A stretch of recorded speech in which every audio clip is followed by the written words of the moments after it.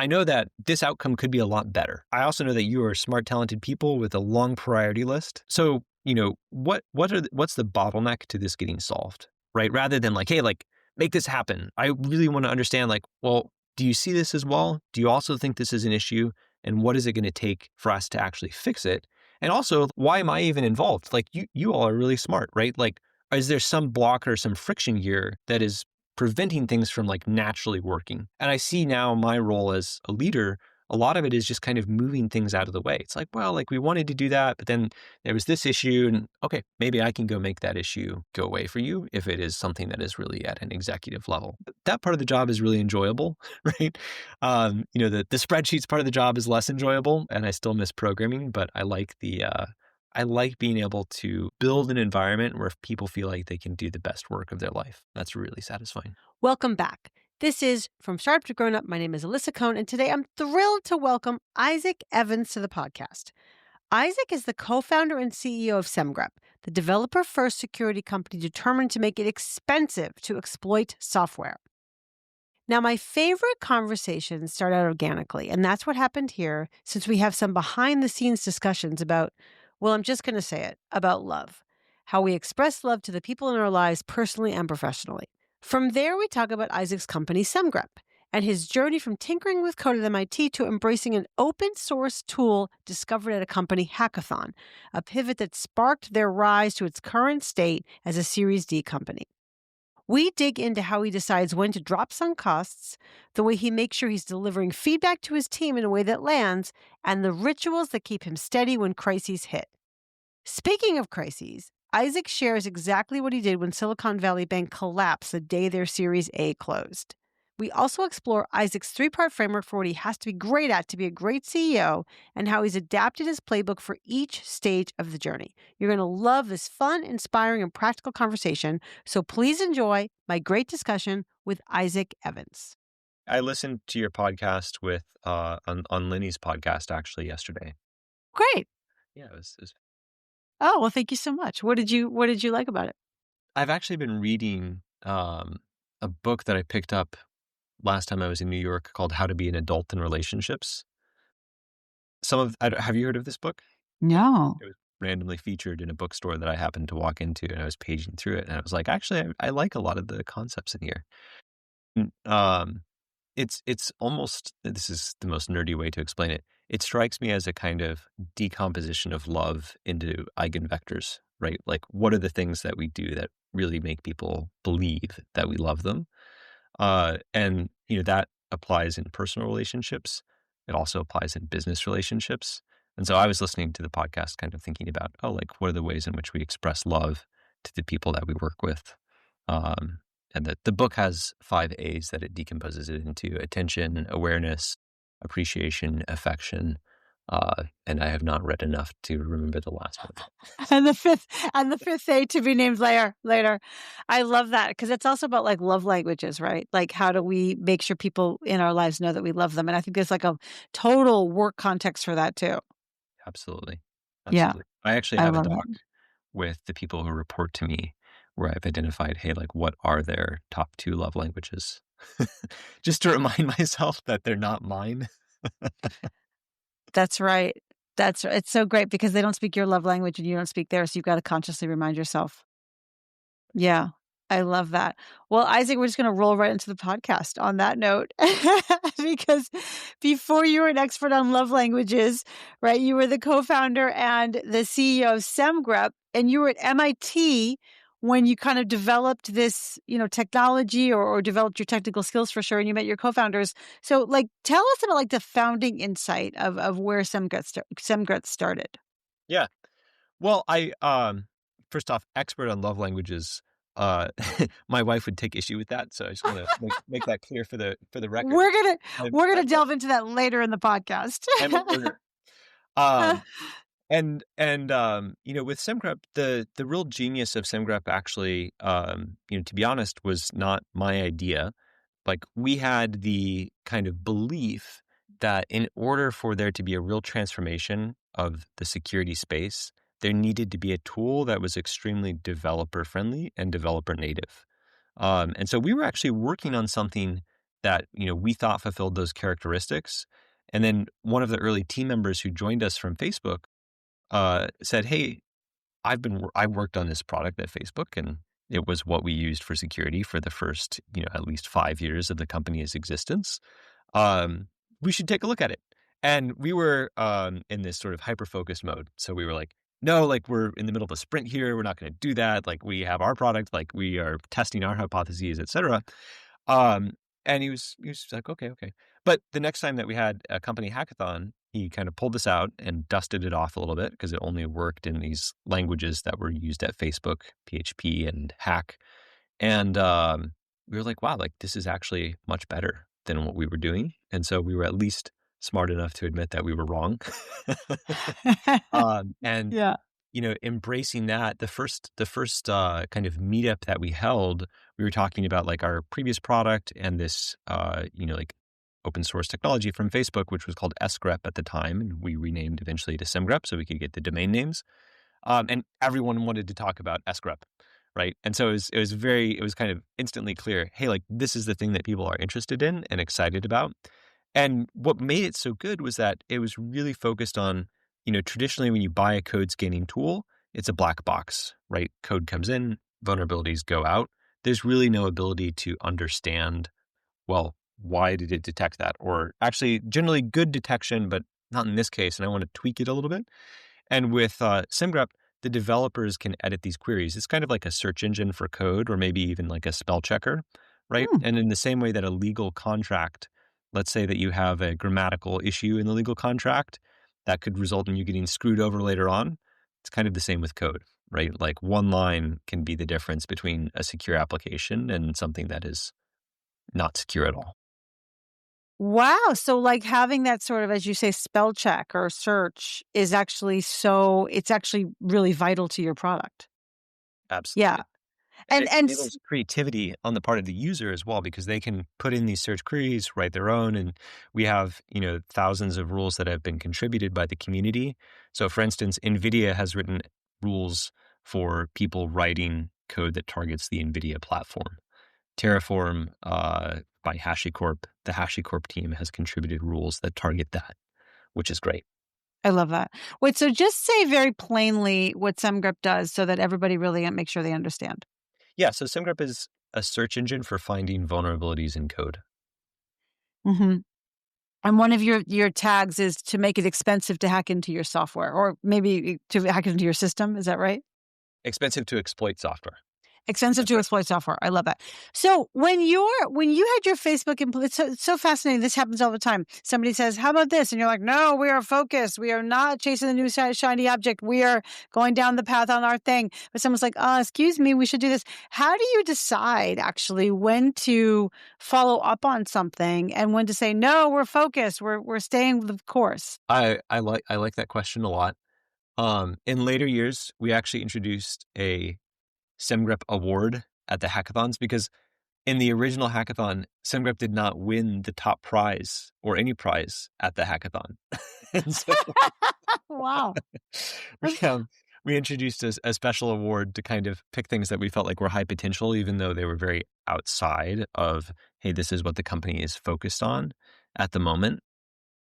Um, I guess my sort of core conviction is that there's a phrase that's fairly popular in Silicon Valley engineering circles, which is that code wins arguments, which is an expression that, hey, the person closest to the problem who's actually willing to attack the problem and like propose a solution, that earns a lot of points. And so, in this case, if that engineer had not said, hey, like I'm gonna make this work on the languages that, our team is interested in and we know our customers are interested in, probably nothing would have happened. But it was kind of a commensurate, hey, like he came this far and it was clear that there was some resonance there.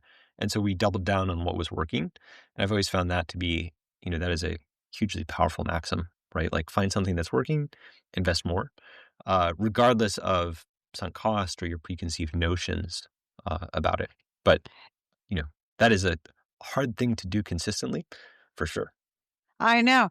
I think it's really hard to let go of sunk costs. And like we're going down this path and suddenly we have a new insight. And I guess I would ask emotionally, what's it like for you as a founder? Uh, that whole year, I found myself repeating to the team the aphorism attributed to Churchill about how success consists of going from failure to failure with no loss of enthusiasm. Um, I'm a very rose-colored glasses kind of person. So, I want to tell you that in hindsight, it was great, but it's very stressful, and painful. And, to be honest, I had recruited some really talented friends. And, one of the things I realized is that actually, even though lots of people like enjoy the positive aspects of startups, for some other people, it's like a roller coaster that, hopefully you get off the roller coaster and you're like, that was so fun. I want to do it again. And some people get off and they're just like, hey, that kind of made me sick. Like, I don't think this is the right environment for me. And, to be honest, we tried to make it work longer than we should have. And like, some of the people on the team tried to make it work longer than they should have probably. So that was rough. It was a difficult time. Yeah, I'm sure it was a difficult time. And did some people leave as a result of it?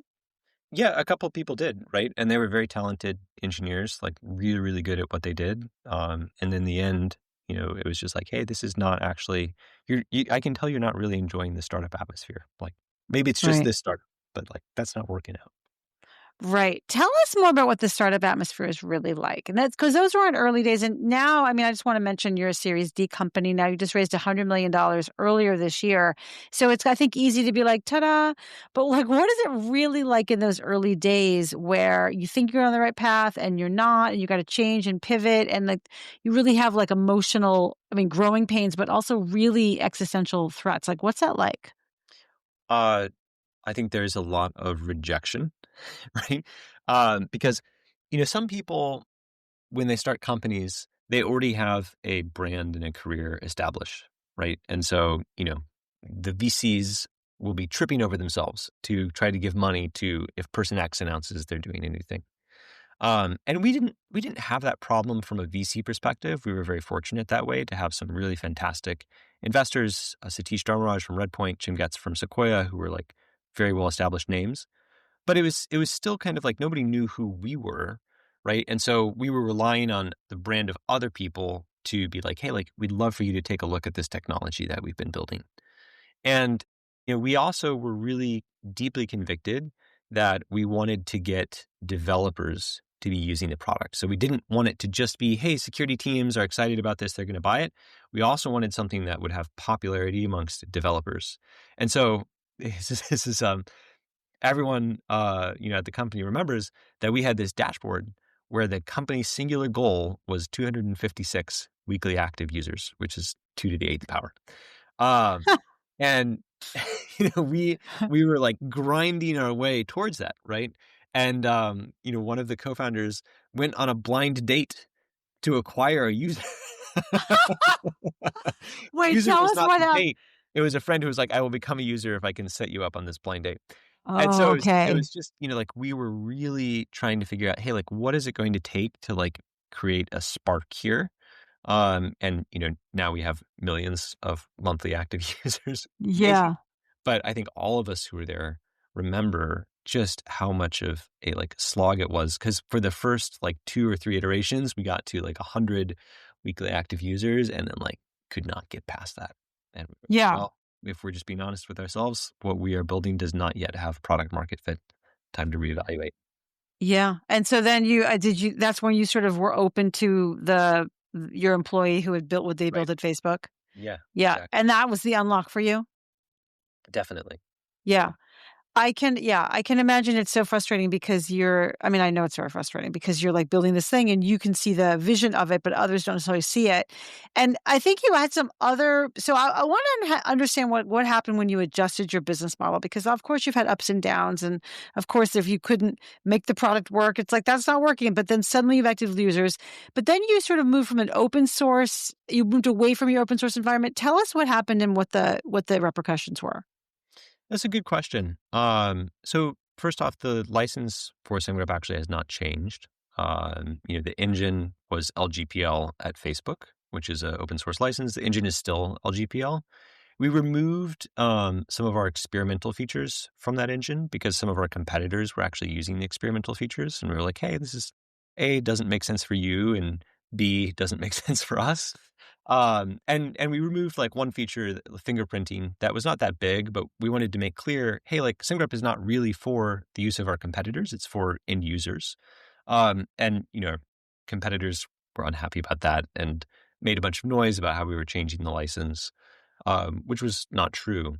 But it is true that, the nature of our space is changing pretty fast because of large language models, right? And so there are many, many people using SimGrep to train large language models like OpenAI and Meta, for example. And we are also using large language models to make SimGrep better.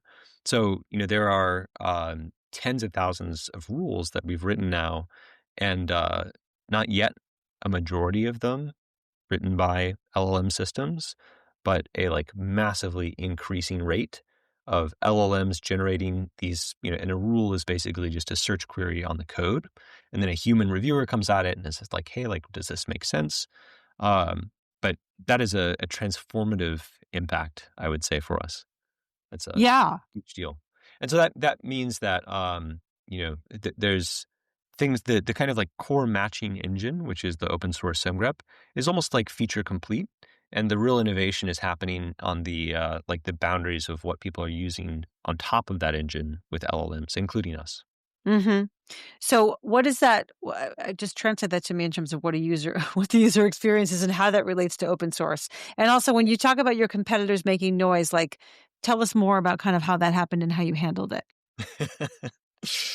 um, So the user experience is basically that, if you are writing your own rules, you should Yeah. still be super productive with the open source version of SimGrep. If you're looking for something that works out of the box, increasingly you'll want to use, the proprietary rules that we offer that have been written partially by LLMs. And actually, for some customers, we're doing this thing where we will take in all of their documentation about, hey, like this is what a security issue looked like in the past, or this is what best practices look like for our developers, and automatically convert those to SimGrep rules for them. So that, whenever you are building this like search engine that's supposed to find all kinds of vulnerabilities, well, there are many, many kinds of vulnerabilities. How do you know that you're actually looking for all of them, right? And versus having what we would call false negatives, right? We said that everything was good, and reality, everything was not good. And so that's the kind of user experience, right? You should see fewer false positives, fewer issues that end up not being true, and fewer false negatives, right? Like false assurances that things are actually safe. Yeah. Yeah. Um, that makes complete sense. And I'm just reflecting. I had Bob Young on my podcast. He's the co-founder of Red Hat and was the CEO for a long time till they sold to Yeah. IBM.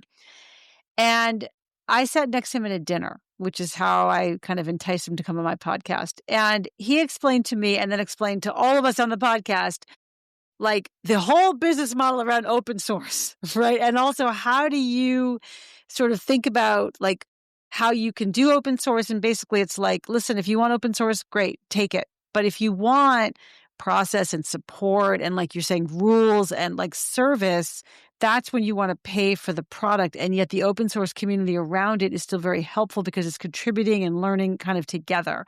And my eyes were really opened about this sort of interesting intersect between, the paid product and the open source product. Yeah, I mean, Red Hat innovated that model originally, Yeah. right? Like, they were kind of the first people to figure out, hey, like how can we build a great business around Linux? And I think the community and ecosystem really benefited from that. I don't know if you guys would have talked about the term open core on that, but that's No, tell probably me the next more. innovation, which is that, so there's a couple companies like HashiCorp and GitLab that have this, where the kind of core of the product is open source, and then the things around that that are like built out on top of it, still connected at the technology layer, like using the same APIs, but those are not open source.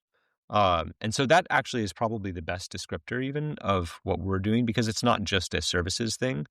We also have a proprietary version of the engine that adds the ability to kind of like turn the analysis power up. So think about we've tried to structure it such that the capabilities that a developer cares about are all in the open source, and the sorts of things that a security team would look for in an evaluation can only be found in the proprietary version. Um, I think if you are a open source purist, like you could be frustrated by this, But my belief is that it's a good thing for the community to have models like this because it means that there's like more free stuff being developed, more software that is available for other people to reuse and remix, and still hopefully sustainable funding models for open source projects. Because I think a lot of people are concerned that, open source is a vehicle for venture capitalists to like drive mass adoption and then, engage in kind of capture later on, which is maybe true in a cynical way, but hopefully the like positive value exchange is like, hey, like you got something good for free and it made sense for you to support that by purchasing the commercial pairing that goes along with it. Um, Mm, yeah, yeah. so that's, and so at Red Hat never like, I mean, I'm sure they have today, but like the original Red Hat model was not really about like building products that went along with the open source. It was much more services based. Right, totally makes sense.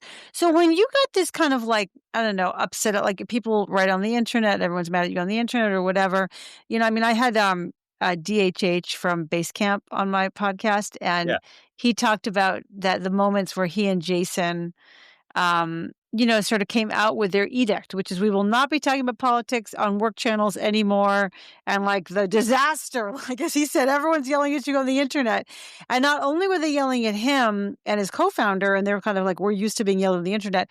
They were also yelling at innocent employees, like, how can you work there? And so it caused a real brouhaha. And even for him, who gets yelled at all the time on the internet, it was very confronting. And I'm curious what that was like for you to get blowback, even if it was from competitors and people who didn't, even if it was from like saboteurs in some ways. What was that like for you and the company to kind of have to go through that? And how did you handle it? Yeah, it's a good question. I think having the perspective about who the, complaints were coming from was really valuable because we also had a lot of people from our community who spoke up and were like, hey, like, actually, we feel like some of the other players in this ecosystem have been freeloading off of, the Semgrep project. And so one of our intended outcomes was that, rather than freeloading, they would be required to open source changes that they had made to the engine, and that did happen, which I think was actually a really good thing for the ecosystem. But, some of them were more adversarial and aggressive about it. And the big thing that I did was I got the engineering team together and we kind of just had like a bunch of people in person, a bunch of people were like in a virtual room. And I was just like, let's talk about this, right? Like, tell me your feelings, right? and one of the engineers opened up with some very colorful language about how he felt about but it was good. It was a pressure release, right, for the team. And I think it was really valuable for everybody to be like, hey, like, of course this is a competitive space. Like things like this are going to happen. What's important is that, despite claims to the contrary, we still believe in open source. We're standing by our values and we have a lot of support coming in from the users who are the people that we really care about serving at the end of the day with the product. Um, so that, that's the right perspective to have. I think that the energy was very high. Personally, I mean, this is probably a good matching disposition for me as a founder. I love the intensity of crisis mode. My favorite day in, gosh, what year was that? 2 years ago, 2023, when Silicon Valley Bank was taken into receivership by the FDIC. That was the closing day for our Series C. And so we were actually on the way back from an offsite up in Northern California near the Oregon border. And one of our investors called me and he's like, hey, you should check on your bank. And I was like, what do you mean? Right. And the only precedent I had for this was, the movie It's a Wonderful Life, and they're about to leave on their honeymoon, and the taxi driver's like, hey, look at what's going on at the bank over there. It's like, if somebody calls you and tells you to check on your bank, things have gone really wrong. Right. Totally. Um, Yeah. so we called our bank and like immediately, my co-founder is talking to one of the VPs at the bank who's like, don't worry, everything's fine. And so Drew's like, never talked to a VP at the bank before on my first call. Things are definitely not fine. So we Totally. literally pulled over the car and wired money out of the bank that day. We were so concerned. We didn't know what to think. Anyways, but that was, and then that whole weekend, it was like this massive Excel spreadsheet of like contingency planning and everything. That was great, right? Moments like that are the kind of crisis mode things that make me really feel alive. So Wow. yeah, the licensed brouhaha was a similar energy. That is a great match for you as a founder. Do you have that natural? Is that natural for you, or did you learn that? Like, were you like that growing up? How did you get that? That's a good question. I feel like the if you are going through something with like a team that you really believe in, then, even if it's like almost even if it's an existential problem, right? Like it feels invigorating because, the feeling that you might fail and like your whole venture be destroyed makes you feel more alive than anything else, right? I mean, there's personal psychology around that as well. But I don't know. I'm not a like huge personal risk taker. It probably came out more in like games where, like my betting style is very aggressive in a way. So risk seeking behavior. And in the professional context, I always have this perspective, no one's actually going to die. One of my best friends from growing up is now a MD PhD who works in a hospital. And, when we catch up, I'm always reminded how different his world is from my world. And that provides an incredible amount of perspective. That does I think that is such an important perspective, sort of experience, and it feels really stressful in the moment, but actually, right, big picture, no one's gonna die. Do you have, like, a mantra or anything that you tell yourself when things do get stressful, or will you coach the team besides your Winston Churchill quote? Um, you know what? I'm sure that the team could tell you things that I have unconsciously repeated to them over and over again. Yeah. I think the biggest thing for me is that, my identity has never been really about being a CEO. It was not something that when we started the company, I was, hey, like, I want to be the CEO. I feel like I kind of drew the short straw, to be honest.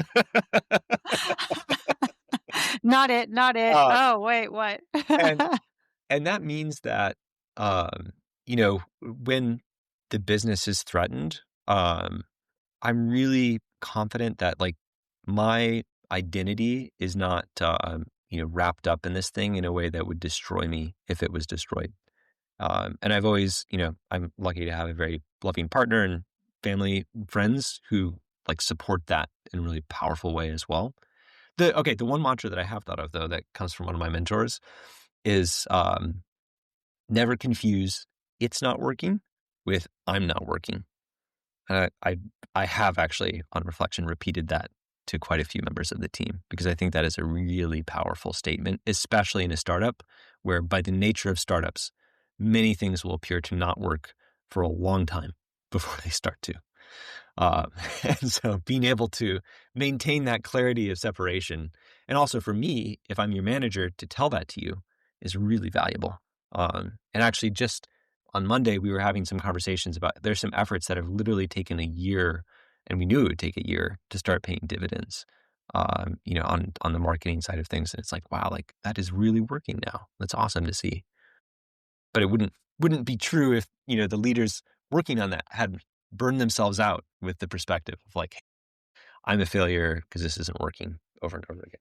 Yeah, I think that is so powerful because, right, that's the whole point, like, your identity around, like, "I'm a failure," and then for your manager to tell you that, it's really very encouraging because it's actually back to love languages, right? It's really about, you understanding, like, that I as a manager, I see you, I hear you. Also, I'm here to kind of, like, comfort you and keep you uplifted as we go through these difficult things. I'm not here to kind of, like, adjudicate or, like, be a traffic cop for you. Well, it's hard because at the same time, you do have a professional responsibility to, assemble and maintain the best team that you can. Um, and I think that's where things get really tricky, to be honest, right? And the best leaders are able to maintain like clarity about the like professional role and responsibility, along with like real genuine human connections to the people on their team. Yeah. I wanna talk more about that, how you learned to do that, what mistakes you made along the way, where you are now with that as sort of a leader and a manager. Well, I feel like I am still very much a neophyte Yeah. on that. topic. I have been really fortunate to have some incredible mentors, both from the investor side and the operator side, who have shared a lot about the things that they've done and being able to watch them in action, because they've spent time with our team as well, and given me perspective on, hey, here's what it looks like for me to like actually ask this person, or here are the questions that I would ask in order to understand. I can tell you one thing that like very early on was a stark change for me, which was, in high school, I was a speech and debate kid, did a lot of policy debate, loved it, loved cross-examination, zinger questions. And I would use that at the company, right? And it was not very nice. And eventually I realized that, you know, when I was arguing with people, what was actually happening was that I was defending myself, right? And so I was not really arguing to establish like what is the right next thing for the company, right? I was arguing that I was right, um, and I was defending like why I chose to do it this way, which may have been totally legitimate, but ultimately was just not really helpful to figuring out what needed to happen next. And one of the things that we talk about at the company is the primacy of winning, right? Like actually like winning in the market is so clarifying, right? Like there is no fakery, there's no trickery of performance reviews. You got a good performance review, even though the work wasn't that good.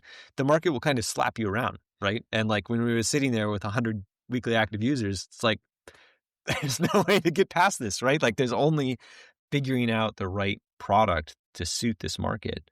Um, so I found that to be actually really transformative for me. And if you ask people at the company, I think they would tell you that I became significantly less defensive over time. And I would really seek to understand, hey, you're a really smart person. That's why we're working together, right? We're trying to assemble a phenomenal team. If I think your, like question is so like making me bristle, it's probably because it's touching on something that is an insecurity of mine. What is that?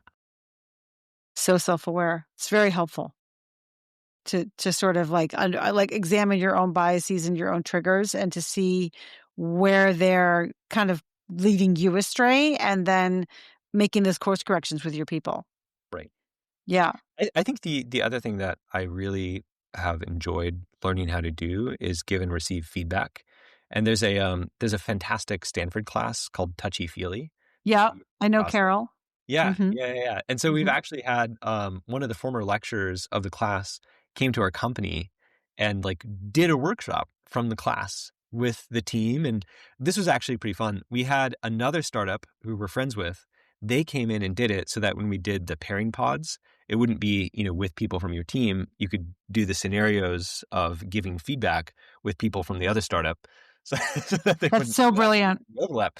And that was really fun. And we were actually have that as part of the onboarding process for new hires is we have this whole page with a bunch of resources about how to give and receive feedback.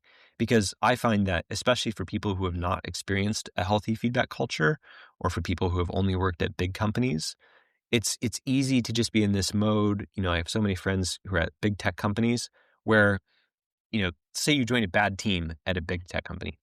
What's your real incentive to give critical feedback to fix the team? It doesn't really exist, right? You're just going to be Totally like, "This team zero. sucks. I'm going to go find a different team." Big tech companies, because they're smart, make it easy enough to do that. But at a small company, what I tell people who join is, hey, this is kind of like a sailboat versus a cruise ship, right? If you were on a cruise ship and you saw somebody starting a fire, you'd be like, that's weird, right? Like, hey, maybe a crew member should look at that. If you're on a sailboat and somebody starts a fire, you're like, you're going to kill us all. You can't do Totally. it. Um, What are you doing? Put that Right, fire exactly. out. Yeah. And so that means that the emotional stakes are much higher, which can be really frustrating, but it also means that, like the feedback you're going to receive should be way more clarifying. And I know for myself, being in this kind of atmosphere and actively asking people, hey, what feedback do you have for me, has resulted in way more personal growth than if I had been in a, professional corporate environment like at one of the big tech companies. Totally. I think that's so powerful. Is there a piece of feedback that you got that really like made you like sit up straight like, "Oh my gosh, wow. That's really hard to hear." Yeah, I mean, so much. One of the most And this is actually an interview question that I ask people, right? Like, I'd love to hear about a time that you gave or received difficult feedback. And one of the things I've realized is that if this person, if when you're answering that question, you have kind of a glib answer and it's like, oh, well, like I didn't like how this project was going. So I said, blah, blah, blah. It's very different from like what it feels like to receive real feedback, which is always a little bit of just like a punch in the gut, right? Of like, oh, wow, like I thought things were good here and you're showing me something that I did not see. And that feels awful, right? And I can very clearly remember some of the most intense feedback that I received early on. A very, very talented engineer wrote up a like 5-page PDF basically about like failures in my leadership that he Hmm. saw. And it was actually very constructive, right? Like that sounds like really dysfunctional, but I, I think this person is great and brilliant. And like, it was really thoughtful document. And I'd never received anything like that before. And so I very much embrace this perspective that, all feedback is a gift, right? Even the most negative feedback. And it was really powerful to be able to read that, even though I confess that when I opened it, my heart sank a couple levels. Totally. By the way, what a powerful culture that you have somebody who's like sending you a PDF document back, like taking you apart. Was there something that came out of that or another kind of experience of feedback where you were like, wow, that was hard to hear, but you made a change based on that? Yeah, definitely. And actually, some of the changes that we made were really about, in the early days, I would say that, I had deferred a Stanford PhD offer to start the company. And in Mm. the early days, we had like a broad overarching objective, but it was being run a little bit more like a PhD research lab, right? Which was my fault. And was kind of fun, to be honest, because, everybody's like exploring their own little things. And so how we got to that like goal of 256 weekly active users was this belief that we had to have a singular focus as a team, right? Like, hey, like we're all talented, we all have good ideas. We're actually going to all work on the same thing for a concrete period of time. That's why we were like, hey, like shut up about that project. Like we are focused. And that was really powerful, right? Like actually getting everybody working on the same thing and then changing, right? Like the next month, if it wasn't working, made a big difference. Yeah. And if was it sort of before that you were a little bit like, let's pursue all these interesting things? And so Exactly. then you were okay. You were like, let's They're focus. like, hey, like I'm your research advisor. What do you think is a good way to Oh. solve the problem? Oh, I see. Yeah, that makes complete sense. What else have you learned about hiring and managing and leading, especially as a company? How many employees do you have now? So we are just under 200. So you really must have had to learn how to shift your leadership style quite a bit on the way from like just a few co-founders to 200. Like what was that journey like for you and what shifts have you made in your leadership style? Well, first off, I would tell you that I feel like I could be a great CEO at a 30-person company today. Yeah. Uh, not the best, but like pretty good. And when the company grows, you're constantly outgrowing, your level of competency and having to like re-up. Hey, like what are the new techniques? In the early days, it was really about learning to work through other people, right? So, hey, like I'm not going to do the work myself as a manager. Now I am responsible for, the output of the overall team rather than my individual contribution. As a good IC, you can kind of inspire people, right? But you're still doing it by doing the work yourself. And so there's a huge relinquishment that has to happen in terms of how you prove value to the team. That was very hard for me at the start, right? Because I was like, hey, I'm a programmer. I'm going to prove value by like chipping code, hands on the keyboard. And a lot of my identity was in that. And so one of our investors very wisely decreed Isaac must stop coding. He was like, it's just, Huh? he's like, I know this is going to be painful. You can't do it. He had one of my other co-founders like sending him, like screenshots of how much code I was pushing into the code base. And it was never like Uh, like, oh, this is a serious issue, but it was playful, but true. Um, that was that was an early stage. Now I would say that I've learned a lot about the difference between being a manager and an executive. Um, and those are, pretty different things, right? Like the executive has a lot more responsibility about the assembling of the team, right? Like, and one of my, mentors who used to run one of the largest public security companies has this rubric for, hey, like, what are the things that as a CEO you have to get an A plus in? Because there's 100 things that you have to do. What are the things that like you absolutely have to get an A plus in order to succeed at the job? And so I actually have that at the top of my weekly goals, right? I always come back to that. To Uh, that question, or do you have your actual A plus the things? three things. So he shared his, and Oh, I okay. agree with them. So I'll share them with you, Okay, yeah, please. my own words. The first is like hire the people who are right for the team and fire the people who are not right for the team, right? So the assembly of the team. The second is set the metrics for success. And the third is be the cheerleader for the team. And so tons of other things that the CEO has to do, fundraising, right? Like look at finance, like track the burn. But his perspective is if you're not getting an A plus in those three, you're not fulfilling the core responsibilities of the role. It's And yeah. of Go those ahead. three, I will tell you the one that is the hardest for me is being the cheerleader for the team, actually. Tell how come? What do you mean? Uh, I think this actually goes a little bit back to the kind of MIT mentality. MIT is very much, hey, like, you're surrounded by such talented people. And, most of us like were like great students in high school. And suddenly we get to MIT and you realize that you are interacting with some people in your classes who are just on like another level, right? Like these people are going to be like a world expert at some point in their field.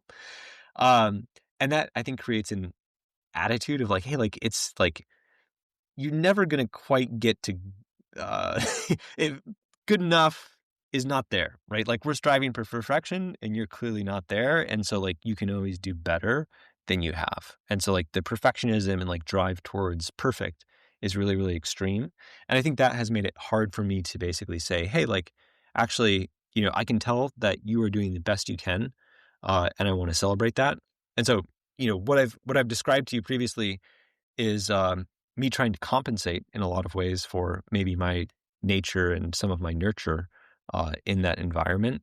But it's intense for sure to be in that kind of space as a competitive person. Yeah, it is intense. And you can say it's about MIT, and I'm sure that's true. I would just observe that of the many of the founders, maybe most of the founders I work with, and I would say many of the folks I've had in this podcast have that same thing, the drive for perfection, the discontent, the knowing it could be better. And I would add Right. the self-criticism themselves. Yes. Right? And so it is very challenging to then convert that into like like the cheerleader in chief. So like what practices have you put in place to help you learn to be that person when you need to be? The sort of person who will give you the pep talk and celebrate success. Yeah, well, one of the things that I already mentioned is, hey, keeping track of what are the love languages for the people on my team. So if I have somebody who is words of affirmation, and I actually have a couple people on my team who will literally tell me, they'll be like, hey, like, Isaac, I just want to remind you that this is really important for me to hear that I'm doing a good job if I'm doing a good job. So please tell me if I am or if I'm not. That's And great. that is super, super helpful for someone like me, right? To be reminded of that. But I also try to create a structure where I will remember that myself. Um, and the other thing, to be honest, is that we have, you know, some people on the leadership team who are more natural celebrators, and giving them budget and time to be like, hey, like, how can we celebrate this huge achievement that the team has reached? Um, it that helps too. That's not the one-on-one, that's more the one-to-many, but, Yeah, there's still a lot of value in that. And I'm always so impressed with that, like our people team, for instance, and our head of people is a great celebrator, and I'll go to our events and I'll be like, "I feel celebrated. This is so lovely." that's so Uh, great. I'm not expecting that at all. Yeah, And not because 'cause they're calling me out or anything, but just because the experience at the event is like, "Hey, like, wow, let's celebrate what we did together." totally. I think it's so important to have the people around you who can remind you, prod you, but also kind of create a system. Like, yep, it's happening without you. And therefore you can just kind of show up and be part of it. And then it helps because then the CEO is there being part of it. Yeah.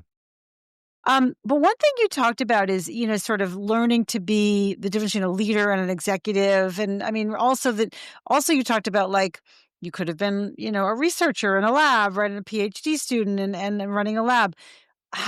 What is your take on the following? What is your take on the ability of a founder? And you're definitely a founder and an entrepreneur. It's clear that you have a natural bent in that direction. Growing into being a leader and an executive, the CEO. There's the difference between, they say, the pirate ship versus the Navy. How do you view that transition? And do you think it's like normal to think that a founder can be an effective CEO of a large company? I really like that question. I guess at the most like root level, I think about the Nietzsche quote that he who has a why can endure almost any how. And I think that if you look at the founders who have successfully made that transition, they have insane drive, right? They're just like, hey, like we had to make the company successful. I had to make the company successful.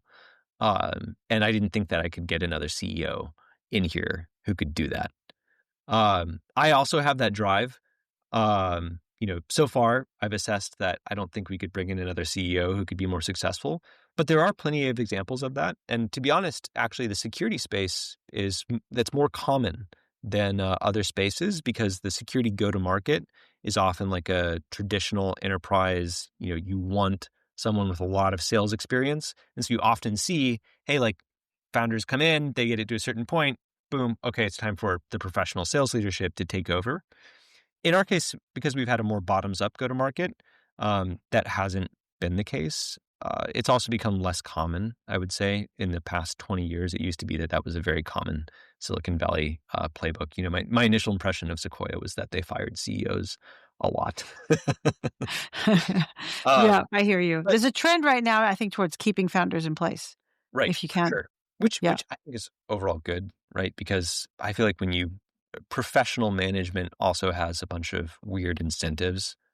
And I think that if I was an employee, I would try to look for founder-led companies because I think there's a deeper care about like making sure the employees are taken care of. Um, but in terms of the mechanics of what you described, we have this analogy that comes from the programming community of commandos, infantry, and police. Uh, like the kinds of engineers that build an initial product are not the kind of people that will maintain a legacy product at all, right? And that doesn't mean that they're better or worse. It's just very different. And to be honest, like we are struggling right now with some of the dynamics around like our commando engineers versus our infantry engineers because we still have a lot of innovation going on and things are changing quickly. We also have some core responsibilities to provide like great stable infrastructure to our customers, like make sure that security scans are accurately completing on time, right? We don't want to drop those things. And that causes tension, right? Because you've got move fast and break things versus, hey, like we are working on making it more expensive to exploit our customers' software and it needs to be reliable in order for that to work. So I've not figured that out yet. Um, I have had some like really great advice from people like Jason Warner, who is the CTO at GitHub. One of my favorite things that he told me was, and this goes back to the difference between a manager and an executive. He's like, at some point, the role changes from only being a kind of psychologist to gifted engineers to being a sociologist for the whole team, right? And you have to make decisions about like, hey, well, what makes sense for the whole village here versus just your case? Uh, that's hard. It's a hard transition to make. That is hard. How have you made that transition? Um, Well, I think that talking with other people who have seen similar dynamics play out with their teams has been the biggest thing, right? Like, I think a lot of that aspect of the job you could read about it in a book, but it would be kind of like reading a book about football. Um, you know, some of it just has to be lived. This is another thing from Jason. He's like the best leadership book I can give you to read is go coach a local city sports team for a season and keep everybody together on that team for a season, and you'll learn more about leadership than you can. Yeah, just getting into the thick of it. I think that is so true, and it's like a little bit like learn by doing, and I think it's also it's powerful to see what works and what doesn't work, and it's also, I think, very confronting when the playbook that worked last week no longer works this week, or the playbook that worked with that person doesn't work with this person. Right. Have you And that's one of experienced the that? hardest things. That's one of the hardest things about startup, right? What worked at 30 people definitely will not at 200.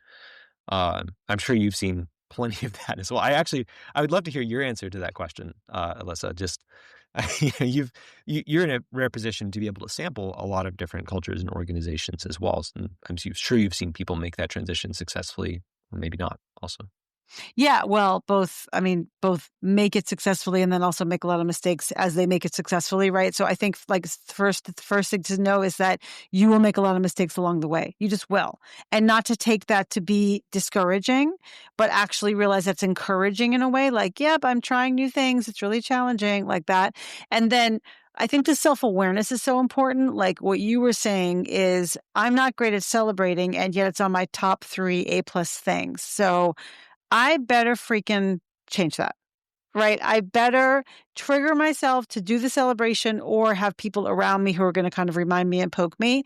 And then I think it's also it's very, it's kind of the day-to-day getting out of your comfort zone and your natural go-to behavior. Like, there's one CEO that I'm working with, and what they say about him is there's a very, very large company all over the world. He goes to the different sites, which is great.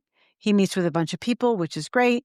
But when he's in the social experiences, he only talks to people he feels comfortable with. That's not good. Right? And so you don't necessarily know that about yourself until you sort of hear that from other people or understand like the impact of that, where people are wondering, like, oh, he doesn't like me or whatever. And so recognizing yourself, I think what's really hard for founders who start with, 2 beer cans and in their garage with 8 friends, they don't realize that they've become a big deal and that actually people are intimidated by them because they're the founder CEO. And so kind of always recognizing that you're a figurehead, I think is another part of the puzzle on that. Does that resonate with you? it does. Yeah, I mean, I don't love that aspect of it, right? Like there's parts of the executive job that are really acting at the end of the day. Yeah. And my favorite thing 2 months ago, I was sitting down at the lunch table, and there's somebody I didn't know there. So I introduced myself to him and he introduced himself to me. And he was like, "So what do you do here?" Ah, The rest that's of the table, great. of course, like busted out laughing. It was his first day. Um, Right. That's so but great. I love that, right? And to me, having one-on-one connections, as someone who's a natural introvert with people on the team, it's definitely my favorite. I've had to learn a lot about the, public and extroverted aspects of the job for sure. Yeah, totally. Actually, it's funny, one of the CEOs I coached a while ago, he had been away for 2 weeks and he, walked into his company and the security guy downstairs was like, "Can you show your ID?" It's like, "Oh god." Right, things have changed around here. Yeah. But Yeah. but Isaac, as part of that growth, I think there's also this issue about being able to look at your executive team and see who's scaling and see who's not scaling and make choices about that. Have you had to deal with that? And what's that been like Yeah. for you? Um, that is one of my least favorite parts of the job, right? But going back to, hey, like things that you need to get an A+ in, hire the people who are right for the team, let the people who are not right for the team go. Um, and we, because our go-to-market journey, we didn't have any revenue for the first couple of years. It was just all about like open source and like, building that. And that takes a different team than the kind of leadership that it takes to, drive like a sales process and, engage with large accounts who are going to end up signing, large checks to purchase your software. Um, and so I would say that I was late on making some of the changes to the go-to-market leadership side of things. I'm really happy that I did make those changes, but it's like we talked about earlier. I think one of the most difficult parts of the job, right? Because you care about somebody as a person, they're the reason that you came so far, and so one of the phrases that I come back to, again, not mine, but from one of my mentors, what got us here is not necessarily what's going to get us there, right? And that is no shade on what got us here at all. Um, And I'm actually like, I'm really delighted that in most cases we've been able to retain, people in different roles, even if that's a different level of the organization. Not all, but some. And I think that's like a really healthy thing for the culture to be able to like keep people on board who have had so much context. At the same time, one of the things that I realized is that it's comfortable to keep on with the same team, right? And so seeing other founder friends who have not done that and have struggled as a result, I'm kind of reminded that like, hey, like, going back to that primacy of winning, like we're all, one of the things that I do really love is that everyone at the company is a shareholder, right? Or at least an option holder. And I hope we Right. all become shareholders. Right. But I feel like that, it's not a perfect system, but as opposed to a lot of large corporations where there's, nowhere close to that, it really creates an incentive for people to think about the long term, right? Like, hey, like, and so, one of the leaders who I replaced he was like, hey, like, I really don't like this decision, but as a shareholder, I understand. um, and I appreciated that perspective, right? And I feel like that, you know, aspect of the startup ecosystem is actually like a big positive that makes me feel a lot more comfortable with things like that too, as compared to, say like your generic large corporation Yeah. where most of the employees that, say would be affected in a layoff are not shareholders. Right. I think that's so true. And I think that also it gives you more incentive. So, like, the idea is you've got to think about the company first, and everybody at the company is a shareholder and they want you to be thinking about the company first. And so, if you are going to kind of maximize for your own comfort, which is like, I'm not comfortable firing this guy, I feel so bad, right? You're kind of doing it at the expense of, sort of the ownership of everybody around you. That's right. Yeah. And one of the things that I love history and I find it kind of fascinating actually that even until the 1980s, the idea of stock options was very much still like an executive thing, right? And so it was really some of the early technology companies that popularized this idea of, hey, let's give like stock to employees, like everyone who gets hired. So it's kind of a late breaking development, relative to the history of the corporation. And I think on the whole, like I just feel like, wow, like why would you work for a company that's not going to give you, an ownership stake in it?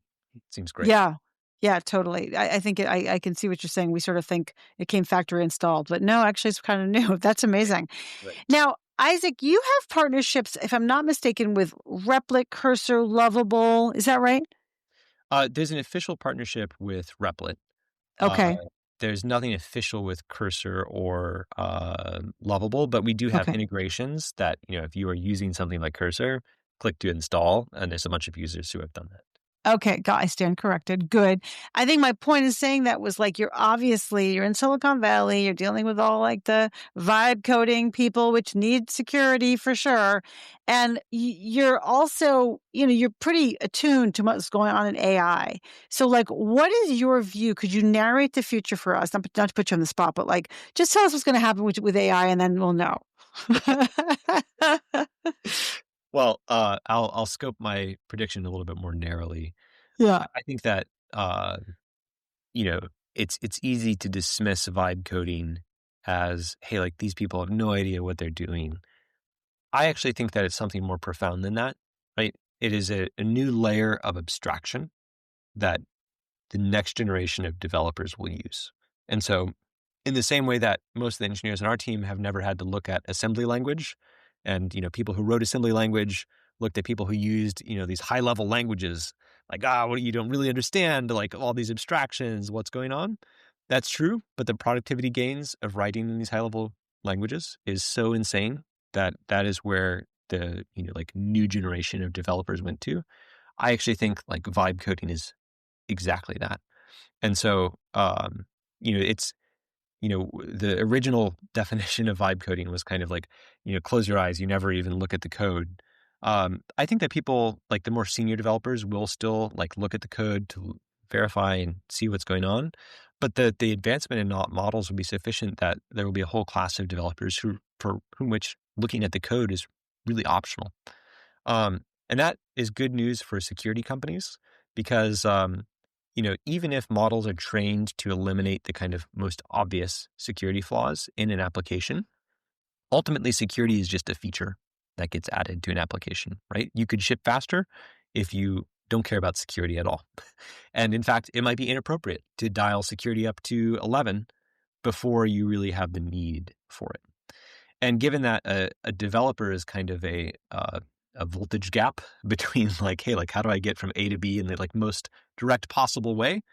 I think most developers will not care about putting in security, even if it's available in their vibe coding environments by default, which means that there's always going to be a kind of controlling mechanism for the security team to come in and say, hey, like we need to adversarially check this for security issues.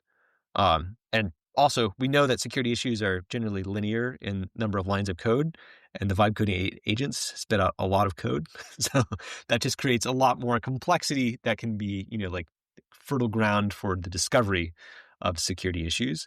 But it's hugely exciting because, the nature of what those vulnerabilities are going to be is going to change. Like the speed of development is accelerating. So I'm just really excited about it. And I've really enjoyed working with Replit. I think they have a belief that there will be a backlash against vibe coding in the future. And I mean, this is a conversation I had with their CEO a month ago. Um, and just this weekend, there was a news story about, Replit deletes their production database, which I think is a little bit like the blaming a chainsaw manufacturer for an accident that happened with the chainsaw. But Yeah. we're still figuring out like what are the boundaries, right? Like, is it user error? Is it the Yeah. like system had this claim that everything would be fine? So I think that the Replit approach is, hey, like we're going to overinvest early on in kind of being a secure and safe platform for these kinds of things to build trust with the users. And I think that's wise, and I'm glad that we can be a part of it. Yeah. I love your rose-colored glasses also. Like, it's such an exciting time for Yeah, security. So many if I security wasn't flaws to kill. if I wasn't a partially delusional optimist, I probably couldn't be a CEO. So For sure, for sure. Well, speaking of that, I've got a few more questions for you. Have you ever experienced imposter syndrome? So speaking of like having delusions, have you ever experienced, this feeling of like, uh-oh, I can't do it, like having it, like they're going to find me out as a fraud? that's many people on the team have. For me personally, that's never been like a big thing, right? Like I will tell you that my deep fear is unconscious incompetence. So maybe that's related, right? But hey, to being consciously incompetent is one thing, but to have something that like you weren't even aware. And Right. suddenly you realize, right? That's where that sinking feeling of feedback comes back, and you're like, "Whoa, I didn't even know that this was something." Kind of to the example that you shared about the CEO who's like, "Oh wow, I only talk to people who I feel comfortable with." Yeah. Yeah, So wow, that's really powerful. Like I feel like you're only concerned about what you don't, or not concerned about, but like you feel. It sounds like you feel like you can handle challenges as they come. generally, yeah. I mean, one of the great things I think about just the environment at the company is I've not lost a lot of sleep over the company. Hmm. Obviously, like I care deeply and worried about it. I feel a tremendous amount of responsibility for the team. But I also know that my team doesn't want me, you know, yeah, suffering at night, like racking my brain, like how are we going to fix this issue, in a way that would be unhealthy, right? And I very much have a perspective that startups are marathons, not sprints, and so I want to work at like it's a grueling pace, but it's a sustainable pace. And part of that is like maintaining my psychology to be able to like bring energy, right? Like transfer that to the team. I very much believe in the chief energy officer framing of the CEO role. I love that. That's so great. What do you wish you had known earlier on your journey? Um, well, there's a ton, to be honest. I mean, that's so broad. Some of the things that we've already covered certainly fall into that, right? Like the importance of a singular focus of a team, the importance of hiring people who are not just super talented, but are also dispositionally suited for a startup. And actually, that's a good one. We've really evolved the hiring process over the years based on things that we've learned, right? And so now, uh, anytime we talk to a candidate who has not worked at a startup, sometimes people naively assume, oh, like a 200-person company is just like a 2,000-person company, only everything's scaled down by 10. And you and I both know that is not true at all, No. right? A 20-person company is a radically different beast from a 200-person, from a 2,000-person company. And sometimes people really, and so I'll generally advise people, hey, like if you've not worked at a startup before, you should think long and hard about this, right? This is going to be extremely different. It's going to be way less comfortable than a larger environment that you've been in. It's going to feel much more chaotic, even if it's well managed. Um, and I'm trying to, basically anti-sell people who will not like be super excited about that kind of environment. So important. I was just reflecting on how it's so true that people think like, "Oh, it'll be fine." It's like, "No, it'll not be fine." Let me Right. just let me Well, just set you up. you know, Unless you love it, unless you the love it. the hardest thing too is when you have somebody who's like a great fit culture-wise, maybe, and they're like, I want to work hard, like I'm super excited. Those are not those are great positive things. And you'll want to make it work and they'll want to make it work. But if it ends up that, they're getting off the roller coaster and feeling sick, it's not going to work out. It's not I really encourage people to like know that about yourself before you think about joining a startup, or even Yes. starting a startup. Right? Who I think like they really really wanted some aspect of it, and then they got into it, and they were like, "Ooh, wow! Like this is not actually for me." uh, Totally. Well, that might bring us to the last question. Isaac, what advice do you have for other founders as they embark on their journeys to grow into leaders? Kind of on that vein, I would go back to Socrates's "Know thyself." Although I was recently reminded, I was having a conversation at the dinner table last evening with a bunch of engineers. Socrates was very anti-writing.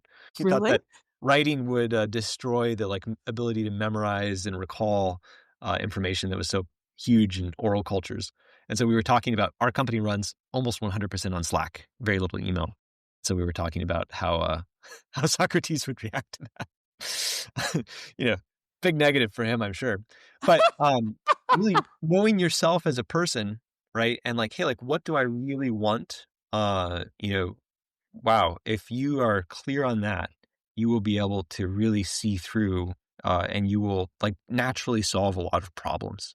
So one of the things that I have learned, I think, as a manager, is when I come into a situation, and yesterday I was in this check-in meeting with our marketing team, and I was like, hey, like, I observed this thing, and I know that like this outcome could be a lot better. Um, I also know that you are smart, talented people with a long priority list. So, what's the bottleneck to this getting solved, right? Rather than like, hey, like make this happen. I really want to understand, like, well, do you see this as well? Do you also think this is an issue? And what is it going to take for us to actually fix it? And also, like, why am I even involved? Like, you all are really smart, right? Like, is there some block or some friction here that is preventing things from like naturally working? And I see now my role as, a leader, a lot of it is just kind of moving things out of the way. It's like, well, like we wanted to do that, but then there was this issue, and okay, maybe I can go make that issue go away for you if it is something that is really at an executive level. And so that part of the job is really enjoyable, right? The spreadsheets part of the job is less enjoyable, and I still miss programming, but I like being able to build an environment where people feel like they can do the best work of their life. That's really satisfying.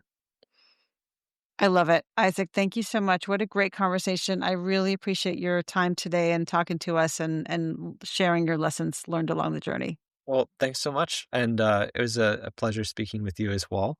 I hope to see you around at some of the other conferences and trade some more protein tips.